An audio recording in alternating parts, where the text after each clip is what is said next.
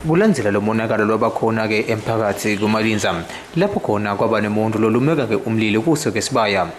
Sive sakhona ke kuMalinza sibonakele ke namuhla kusukela emalangeni laphelile silungisa sona ke leSibaya.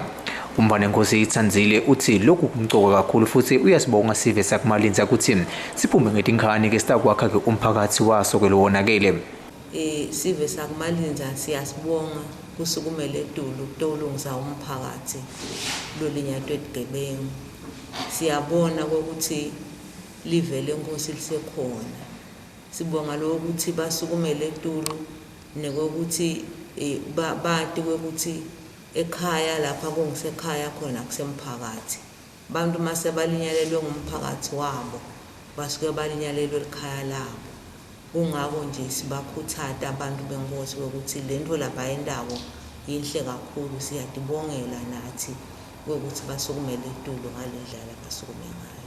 Laba labenda lo monakalo abakhawule kwenda umonakalo eveni ngoba sonke sibantu siyadi ukuthi mangabe khona lokuthinteni lofuna ukukhuluma ukukhuluma kahle ngehlonipho nangesizotha.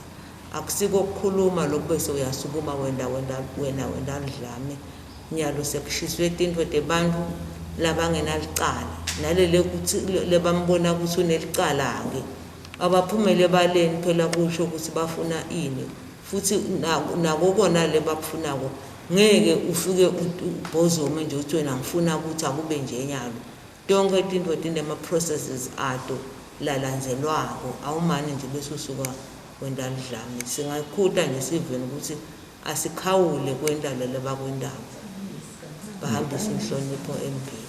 Kanti ke indvuna yemajaha ibese yona ke ikhuthatha sona ke sive sakuMalinza ukuthi sichubeke side ngetinkani ke kutakwakha sona ke leSibaya. Waphindze waveta ukuthi kubalekile ukuthi ke nabeta bete ke bathakile ke tifonyo batawuphepha kulomkhuhlane weCOVID-19. Singakhuthatha emajaheni ukuthi njengoba simo sinje naloko sifo sikhona akabuye emajaha sitokamba sheshe sicethe sibambe umthetho wahulumende abuye emajaha sisebenze sicethe tigotsi tonke nje takuMalinza atibuye tosebenza sitokuqedza lo msebenzi akhutsala emajaha etafake nalesifonyo ativikele. Umbane Nkosi Itsandzile ke uthi labo ke labanetinkinga nawo ke umphakathi noma ngabe yini ke labakhala ngayo kufuna ke bete ngenhlonipho ke ukukhulunyiswane kube bete ke labalimata yona ke impahla. Itindzabeni temsakato iMaswati Channel ngiGary Khalus na Justice Dlamini sekuMalinza.